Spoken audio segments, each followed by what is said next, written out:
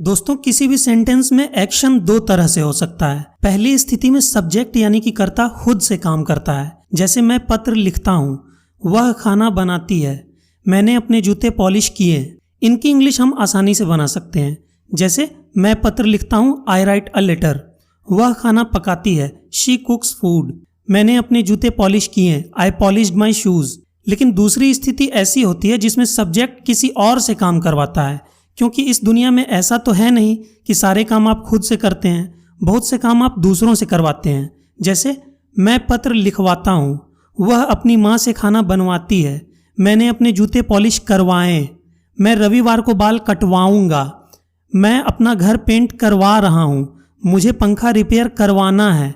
खुद से नहीं करना, दूसरे से करवाना है। इनकी इंग्लिश बनाने में आप चकरा जाएंगे। ऐसे कितने ही सेंटेंसेस होते हैं जो आप दिन भर बोलते हैं, जिसमें आप किसी और से कोई काम करवाते हैं। अपने से कोई काम करते हैं, उसे इंग्लिश में बोलना आसान है, लेकिन किसी और से करवाने में प्रॉब्लम आती है कि कैसे इंग्लिश में बोलें, क्योंकि लिखना की इंग्लिश तो है राइट, लेकिन लिखवाना की नहीं है। काटना की इंग्लिश तो आपको डिक्शनरी में मिल जाएगी कट, लेकिन कटवाना की नहीं मिलेगी। करना की इंग्लिश है, लेकिन करवाना की नहीं है।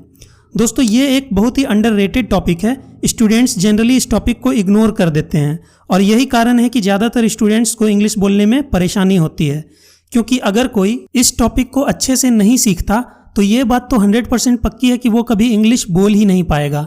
इसीलिए आपको इस टॉपिक को अच्छे से सीखना है, ताकि आपको इंग्लिश बोलने में कोई हिचकिचाहट ना हो। तो आज हम बात करेंगे कुछ करने की नहीं, बल्कि कुछ करवाने की, जिनकी इंग्लिश आपको डिक्शनरी में नहीं मिलेगी। इनकी इंग्लिश हम कुछ स्पेशल वर्ब्स की मदद से बनाते हैं, जिन्हें हम कॉजिटिव वर्ब्स यानी कि प्रेरणार्थक क्रिया कहते हैं। और ऐसे सेंटेंसेस को हम कॉजिटिव सेंटेंसेस यानी कि प्रेरणार्थक वाक्य कहते हैं। अब आप सबसे पहले ये समझिए कि ऐसे सेंटेंसेस को हम कॉजिटिव सेंटेंसेस कहते क्यों हैं।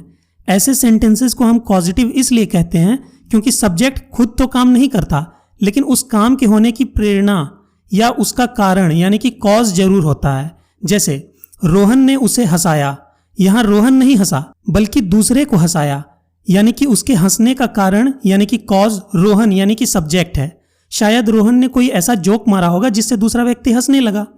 उसी तरह मैं अपने नौकर से खाना बनवाता हूँ, यहाँ खाना मैं नहीं बनाता, लेकिन खाना बनने का कॉज यानी कि कारण या प्रेरणा मैं हूँ, क्योंकि मेरे ऑर्डर से ही खाना बनाया जा रहा है। तो अब आप समझ गए होंगे कि कॉज वर्ड से ही पॉजिटिव वर्ड बना है, इसीलिए ऐसे सेंटेंसेस को हम पॉजिटिव सेंटेंसेस कहते हैं। तो चलिए अब हम मेन चीज को सीखते हैं कि ऐसे सेंटेंसेस की इंग्लिश हम बनाते कैसे हैं। तो जैसा कि मैंने आपको पहले बताया कि इनकी इंग्लिश बनाने के लिए हम कुछ स्पेशल वर्ब्स की मदद लेते हैं, जिन्हें हम पॉजिटिव वर्ब्स कहते हैं। और ये मुख्यतः 5 होते हैं: मेक, गेट, हैव, लेट और हेल्प। अब आप कहेंगे कि इन वर्ब्स को तो हम पहले से जानते हैं। मेक का मतलब होता है बनाना, गेट का मतलब होता है पाना, हैव का मतलब होता है पास होना यानी कि किसी चीज को ऑन करना, या फिर ये एक हेल्पिंग वर्ब का भी काम करता है। बिल्कुल ठीक, लेकिन इन्हीं वर्ब्स को हम एक स्पेशल तरीके से भी यूज करते हैं किसी काम को करवाने के लिए, और तब ये पॉजिटिव वर्ब्स कहलाते हैं। दोस्तों, पॉजिटिव वर्ब्स के यूजेस को सीखने से पहले आपको पॉजिटिव सेंटेंसेस के स्ट्रक्चर को समझना होगा। दोस्तों, किसी भी पॉजिटिव सेंटेंस के 2 स्ट्रक्चर हो सकते हैं। पहला एक्टिव पॉजिटिव और दूसरा पैसिव पॉजिटिव। एक्टिव पॉजिटिव क्या होता है? किसी सेंटेंस में जब काम करने वाला व्यक्ति यानी कि डूअर ज्यादा महत्वपूर्ण होता है, यानी कि जब काम करने वाले व्यक्ति पर जोर यानी कि स्ट्रेस दिया जाता है, तब हमें समझ जाना चाहिए कि वो सेंटेंस एक्टिव पॉजिटिव में है, क्योंकि ऐसे सेंटेंसेस में डूअर एक्टिव रहता है, उसके बारे में पहले ही बता दिया जाता है, हमारा फोकस उस पर ज्यादा रहता है। जैसे मैंने मैकेनिक से पंखा रिपेयर करवाया। इस सेंटेंस में मैकेनिक यानी कि डूअर पर ज्यादा स्ट्रेस है और उसके बारे में पहले ही बता दिया गया है, इसीलिए ये सेंटेंस एक्टिव पॉजिटिव में है। अब पैसिव पॉजिटिव क्या होता है? जब किसी सेंटेंस में काम यानी कि वर्क या एक्शन ज्यादा महत्वपूर्ण होता है और उसके बारे में पहले बता दिया गया होता है, तो हमें समझ जाना चाहिए कि वो सेंटेंस पैसिव पॉजिटिव में है, क्योंकि ऐसे सेंटेंसेस में काम करने वाला व्यक्ति यानी कि डूअर पैसिव यानी कि परोक्ष हो जाता है। मतलब ज्यादातर केसेस में डूअर का जिक्र भी नहीं किया जाता, क्योंकि ज्यादातर केसेस में डूअर के बारे में बताने की जरूरत ही नहीं पड़ती, वो ऑब्वियस रहता है या अंडरस्टूड रहता है। जैसे मैंने पंखा रिपेयर करवाया। इस सेंटेंस में स्ट्रेस काम पर है, पंखा रिपेयर करवाने पर। मोर पार्टिकुलरली देखें तो हमारा ज़्यादा स्ट्रेस पंखे पर है, यानी कि उस चीज़ पर जिस पर वो काम हो रहा है, न कि उस व्यक्ति पर जो उस काम को कर रहा है। वो व्यक्ति अंडरस्टूड है कि पंखा रिपेयर करवाया तो किसी मैकेनिक से ही करवाया होगा, लेकिन डूअर अंडरस्टूड रहे या ना रहे, अगर आप डूअर का जिक्र करना ही चाहते हैं तो वाक्य के अंत में कर सकते हैं, जैसे मैंने पंखा रिपेयर करवाया मैकेनिक द्वारा। इंग्लिश में हम सेंटेंस के अंत में बाय लगाकर डूअर का जिक्र कर देंगे। इस तरह हम कह सकते हैं कि the passive is used when the focus is on the thing instead of the person. दोस्तों एक्टिव कॉजिटिव में हम मेक, गेट, हैव, लेट और हेल्प इन पांचों कॉजिटिव वर्ब्स का यूज करते हैं और मेन वर्ब में हमेशा फर्स्ट फॉर्म का यूज करते हैं। लेकिन पैसिव कॉजिटिव में हम ज्यादातर सिर्फ गेट और हैव का यूज करते हैं और मेन वर्ब में वर्ब की थर्ड फॉर्म का यूज करते हैं। दोस्तों लेट और हेल्प में अधिकतर स्टूडेंट्स को कोई कंफ्यूजन नहीं होता, क्योंकि ये बहुत ही आसान है, एक बार में ही आसानी से समझ में आ जाते हैं। स्टूडेंट्स को ज़्यादातर कन्फ्यूज़न होता है मेक, गेट और हैव में, क्योंकि ये कई तरह से यूज़ किए जाते हैं, स्टूडेंट्स के मन में उलझन रहती है। लेकिन आज मैं आपको इतने क्लियर तरीके से बताऊंगा कि ये कॉन्सेप्ट आपको पानी की तरह साफ साफ दिखने लगेगा। आइए सबसे पहले हम एक्टिव पॉजिटिव की बात करते हैं और पहले मेक के यूज़ को सीखते हैं। दोस्तों यूँ तो as a normal verb make का मतलब होता है बनाना, लेकिन अगर हम मेक को किसी वर्ब के आगे लगा देते हैं तो उसका मतलब बनाना नहीं, बल्कि उसका मतलब हो जाता है कराना या करवाना। जैसे हंसना का लाफ तो हंसाना की इंग्लिश हो जाएगी मेक लाफ, पकाना का कुक तो पकवाना का मेक कुक, रोना का वीप तो रुलाना का मेक वीप, दौड़ना का रन तो दौड़ाना का मेक रन। दोस्तों मेक का यूज़ जनरली हम तब करते हैं जब हम किसी से कोई काम करवाने के लिए उसे थोड़ा जोर देते हैं, उसे थोड़ा फोर्स करते हैं। चलिए अब हम देखते हैं कि इसे किसी सेंटेंस में हम किस तरह से यूज करते हैं। दोस्तों ऐसे सेंटेंसेस का स्ट्रक्चर होता है subject plus make plus person plus verb की first form plus other words. दोस्तों यहाँ पॉजिटिव वर्ब मेक अपने फॉर्म को सेंटेंस के सब्जेक्ट और टेंस के अनुसार बदल सकता है, लेकिन मेन वर्ब हमेशा अपनी फर्स्ट फॉर्म में ही रहेगा, चाहे सब्जेक्ट कोई सा भी हो, चाहे टेंस कोई सा भी हो, क्योंकि सब्जेक्ट और टेंस का इफेक्ट तो ऑलरेडी पॉजिटिव वर्ब मेक पर तो पड़ ही रहा है। दोस्तों यहाँ अदर वर्ड्स को ब्रैकेट्स में इसलिए रखा गया है क्योंकि ये किसी सेंटेंस में हो भी सकते हैं और नहीं भी हो सकते हैं। आइए अब हम कुछ एग्जाम्पल्स देखते हैं।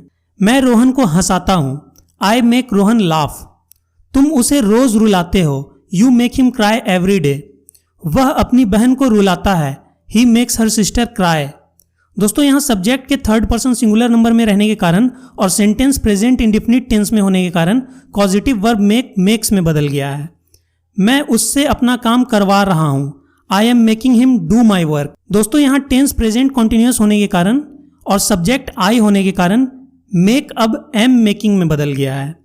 वह मुझसे अपनी कार चलवा रहा था, यह सेंटेंस पास्ट कॉन्टिन्यूस टेंस में है, इसीलिए he was making me drive his car. मैंने अपनी बहन से खाना बनवाया, I made my sister cook food. दोस्तों ये सेंटेंस पास्ट इंडेफिनिट टेंस में है, इसीलिए पॉजिटिव वर्ब मेक यहाँ अपने सेकंड फॉर्म मेड में बदल गया है। लेकिन ध्यान दीजिए कि मेन वर्ब कुक कुक्ड में नहीं बदला, क्योंकि पास्ट इंडेफिनिट टेंस का इफेक्ट तो ऑलरेडी पॉजिटिव वर्ब मेक पर तो पड़ ही चुका है, वो मेड में बदल चुका है। चलिए अब अगला एग्जाम्पल देखते हैं। मैं रवि को वहां भिजवा दूंगा, I will make Ravi go there. Future tense में होने के कारण हमने यहाँ विल मेक का यूज किया है।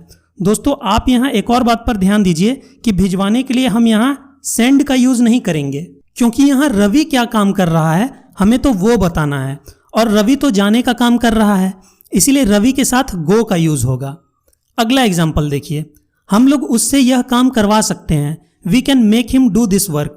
दोस्तों यहाँ सकना के लिए हमने मॉडल वर्ब कैन का यूज किया है। तुम्हें अपनी माँ से अपने कपड़े नहीं धुलवाने चाहिए, you should not make your mother wash your clothes. तो दोस्तों ये था पॉजिटिव वर्ब मेक का कॉन्सेप्ट। आइए अब हम अगले पॉजिटिव वर्ब गेट के यूजेस को सीखते हैं। दोस्तों यूं तो as a normal verb get का मतलब होता है पाना, लेकिन इसका भी यूज हम एज ए पॉजिटिव वर्ब किसी से कुछ करवाने के लिए कर सकते हैं, किसी वर्ब के आगे रखकर। लेकिन इसका यूज हम तब करते हैं जब हम जनरली किसी को फोर्स करके नहीं, बल्कि उसे कन्विंस या परसुएड करके, यानी कि मना कर या राजी करवाकर कोई काम करवाते हैं। यानी कि एज ए पॉजिटिव वर्ब हम गेट का यूज करते हैं to convince someone to do something. दोस्तों एक्टिव पॉजिटिव में इसका सेंटेंस स्ट्रक्चर लगभग मेक वाले सेंटेंस स्ट्रक्चर जैसा ही होता है, बस फर्क सिर्फ इतना सा होता है कि मेक वाले सेंटेंसेस में हम बेयर इन्फिनेटिव यानी कि वर्ब की फर्स्ट फॉर्म को टू के बगैर यूज करते हैं, और गेट वाले सेंटेंसेस में हम फुल इन्फिनेटिव यानी कि टू के साथ वर्ब की फर्स्ट फॉर्म का यूज करते हैं। आपको यह ध्यान रखना है कि गेट वाले सेंटेंसेस में ऐसा स्ट्रक्चर एक्टिव कॉजिटिव में होता है, पैसिव कॉजिटिव में इसका स्ट्रक्चर कुछ और होता है, वो हम पैसिव कॉजिटिव में अभी कुछ देर बाद डिस्कस करेंगे। क्योंकि गेट वाले सेंटेंसेस का ज्यादातर यूज पैसिव कॉजिटिव में ही होता है। आप फिलहाल इसके एक्टिव स्ट्रक्चर पर ध्यान दीजिए। Subject plus gate plus person plus two plus V1 plus other words. दोस्तों यहां भी पॉजिटिव वर्ब गेट का फॉर्म सेंटेंस के सब्जेक्ट और टेंस के अनुसार चेंज होगा, लेकिन टू प्लस V1 हमेशा वैसा का वैसा ही रहेगा। दोस्तों अगर किसी को फोर्स के बजाय कन्विंस करके काम कराया जाए तो एक्टिव पॉजिटिव में हम उन सारे सेंटेंसेस को गेट के साथ भी बना सकते हैं जिन्हें हम मेक के साथ बना सकते हैं। बस हमें वही बात ध्यान रखनी होगी कि मेक वाले सेंटेंसेस में हम वर्ब की फर्स्ट फॉर्म का यूज करेंगे और गेट वाले सेंटेंसेस में हम टू के साथ वर्ब की फर्स्ट फॉर्म का यूज करेंगे। जैसे वह अपनी माँ से कपड़े धुलवाता है, अगर वो काम थोड़ा फोर्स करके करवा रहा है तो इसकी इंग्लिश होगी he makes his mother wash clothes. लेकिन अगर वो काम कन्विंस करके करवा रहा है तो इसकी इंग्लिश होगी he gets his mother to wash clothes. मैं उससे अपना काम करवा रहा हूं, I am making him do my work, या I am getting him to do my work. उसने मुझसे एक पत्र लिखवाया, he made me write a letter, या he got me to write a letter. मैं उससे यह काम करवा सकता हूं, I can get him to do this work. तो दोस्तों ये था एक्टिव पॉजिटिव में गेट का कॉन्सेप्ट। आइए अब हम अगले पॉजिटिव वर्ब हैव के यूजेस को सीखते हैं। दोस्तों यूं तो as a normal verb have एक हेल्पिंग वर्ब का भी काम करता है और मेन वर्ब का भी काम करता है। मेन वर्ब के रूप में इसका मतलब होता है किसी चीज को ऑन या पोजेस करना, मतलब कोई चीज किसी के पास होना। लेकिन इसका भी यूज हम एज ए पॉजिटिव वर्ब किसी से कुछ करवाने के लिए कर सकते हैं, लेकिन इसका यूज हम तब करते हैं जब हम किसी को कोई काम करने के लिए असाइन करते हैं या रेस्पॉन्सिबिलिटी देते हैं, यानी कि जब हम किसी को कोई काम सौंपते हैं और उससे वो काम करवाते हैं।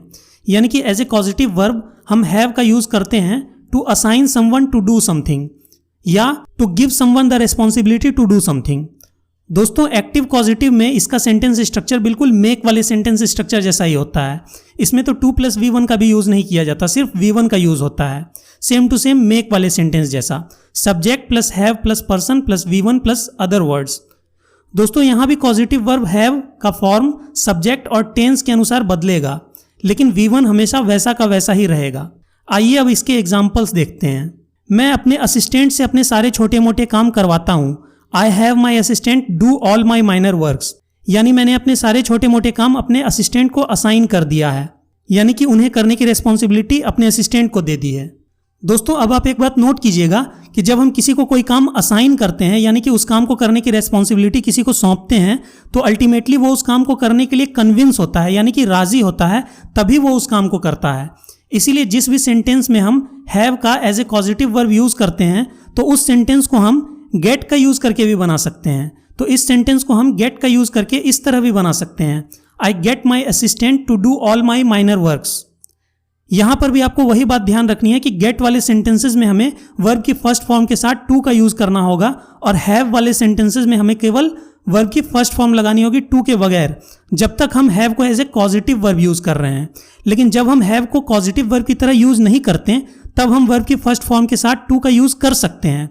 यह बहुत ध्यान से समझने वाली बात है, क्योंकि हैव का यूज पास होना के सेंस में भी तो किया जाता है।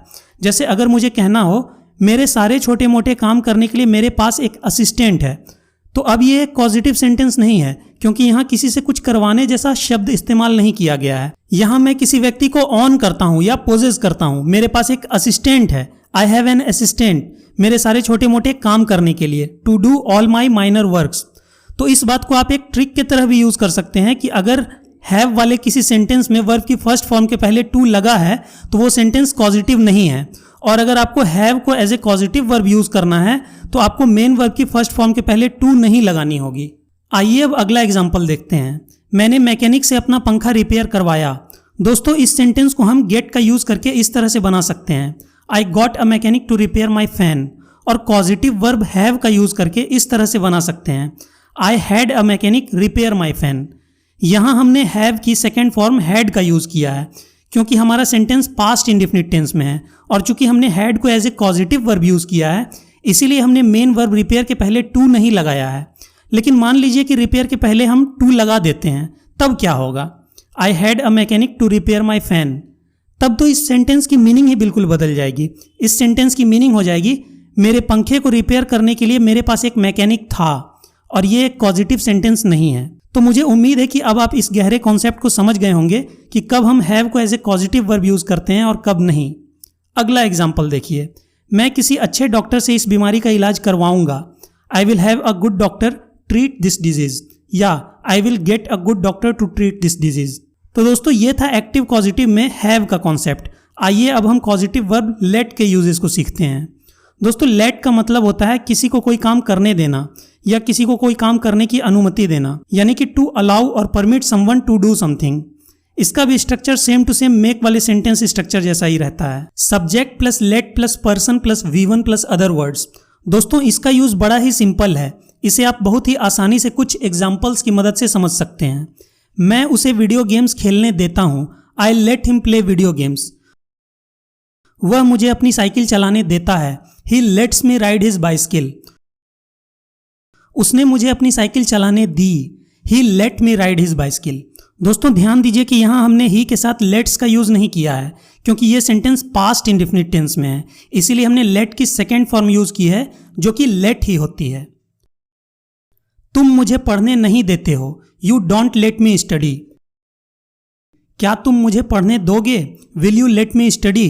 दोस्तों आप देख सकते हैं कि इन सारे सेंटेंसेस में सब्जेक्ट खुद से काम नहीं कर रहा है, काम कोई दूसरा व्यक्ति कर रहा है। सब्जेक्ट सिर्फ उस काम को करने के लिए दूसरे व्यक्ति को अलाउ कर रहा है, यानी कि उस काम के होने का कॉज अल्टीमेटली सब्जेक्ट ही है।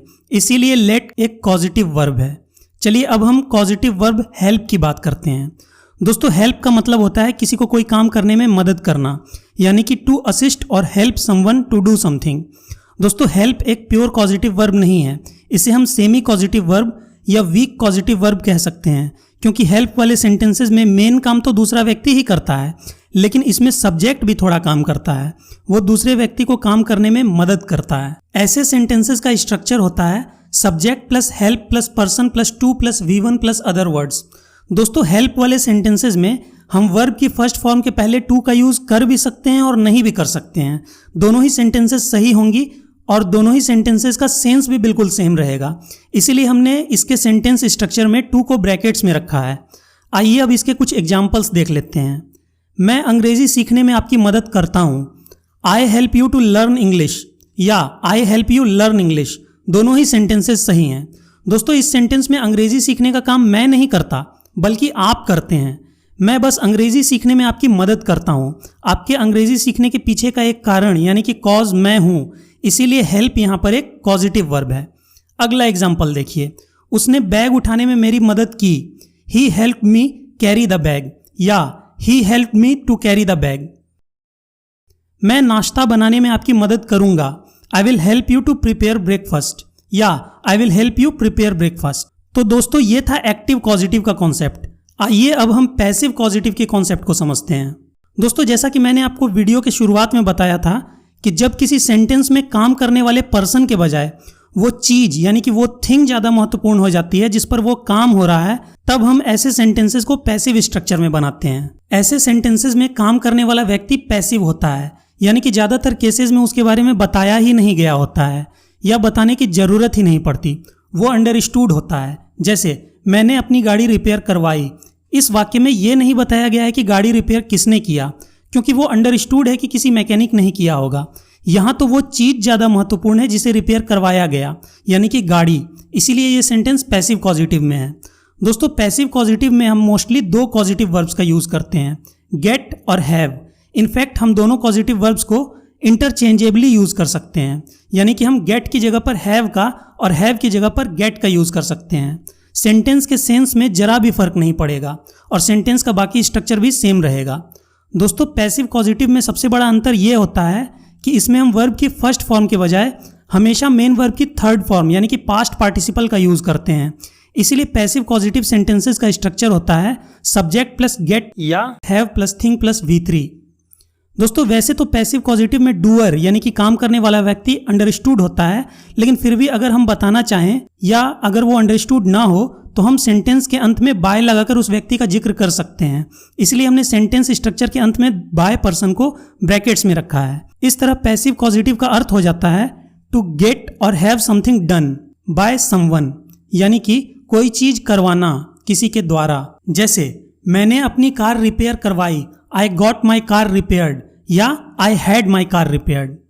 अगर हमें मैकेनिक का भी जिक्र करना हो तो हम लिख सकते हैं आई गॉट या had my car repaired by a mechanic. वह हर साल अपना घर पेंट करवाता है, he gets his house painted every year, या he has his house painted every year. मैं अपना काम करवा रहा हूं, I am getting my work done, या I am having my work done.